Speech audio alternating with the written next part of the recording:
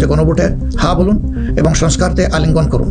আমাদের সন্তানদের স্বপ্ন পূরণে আপনিও গুরুত্বপূর্ণ অংশীদার হন। নতুন বাংলাদেশের আকাঙ্ক্ষার আলোকে আমাদের পরিকল্পনা কর্মসূচি অঙ্গীকার আপনাদের নিকট স্পষ্ট করার চেষ্টা করেছি। বাংলাদেশে আমরাই প্রথম পলিসি সামিটের মাধ্যমে রাষ্ট্র পরিচালনা। ত্রয়োদশ জাতীয় সংসদ নির্বাচনের বাকি আর মাত্র 2 দিন। এদিকে নির্বাচন সামনে রেখে জাতির উদ্দেশ্যে ভাষণ দিয়েছেন জামায়াতের আমির ডাক্তার শফিকুর রহমান। আজকের প্রতিবেদনে জানব তার বিস্তারিত। জুলাইয়ের আন্দোলনে নেতৃত্ব দানকারী তরুণদের হাতে নতুন দেশ তুলে দিতে কাজ করছেন বলে জানিয়েছেন বাংলাদেশের জামায়াতে ইসলামীর আমির ডাক্তার শফিকুর রহমান। তিনি বলেছেন, জুলাইয়ের মতো কাঁধে কাঁধ মিলিয়ে তরুণদের নিয়ে ঐক্যের বাংলাদেশ গড়তে চাই। এমন বাংলাদেশ গড়তে চাই যেখানে পারিবারিক পরিচয় নিয়ে দেশের পরিচালকের আসনে বসতে পারবে না। এমন বাংলাদেশ বানাতে চাই যেখানে রাষ্ট্র হবে সবার, সরকার হবে জনগণের।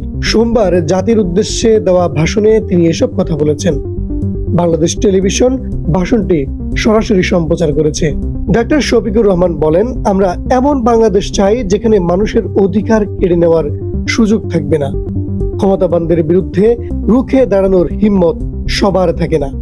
এই হিম্মত আবরার ফাহাদ, আবু সাইদ মুগ্ধ, উসমান হাদি ও তাদের সহযোদ্ধারা দেখিয়েছেন। এই দেশ সময়ের সাহসী সন্তানদের হাতে তুলে দিতে চাই, তারাই এদেশের ভবিষ্যৎ রচনা করবে। জামায়াতের আমির আরো বলেন, জনগণ চায় নিরাপত্তা, সুশাসন, ইনসাফ। বাংলাদেশকে এসব অঙ্গীকার আর মূল্যবোধের আলোকে সাজাতে চাই। রাষ্ট্রের মৌলিক কিছু সংস্কারের লক্ষ্যে সরকার কিছু পদক্ষেপ নিয়েছিল, কিন্তু তা সম্পূর্ণ বাস্তবায়ন করা সম্ভব হয়নি। এই বাস্তবায়ন সম্ভব হবে গণভোটে হা ভোট দিলে। সংস্কার প্রক্রিয়া পূর্ণতা পাবে। এদিকে শফিকুর রহমান আরো বলেছেন, 2014, 18, 24 সালে নির্বাচনের নামে তামাশা করে জনগণের ভোটাধিকার হরণ করা হয়েছে। এসব নিপীড়ন এবং অধিকার ফিরে পেতে রক্তাক্ত জুলাই আসে। তরুণরা নতুন দেশ দেখতে চায়, দেশের মানুষ পরিবর্তন দেখতে চায়, কিন্তু একটি মহল পরিবর্তন বিরোধী, কারণ পরিবর্তন হলে তাদের অপকর্ম বন্ধ হবে।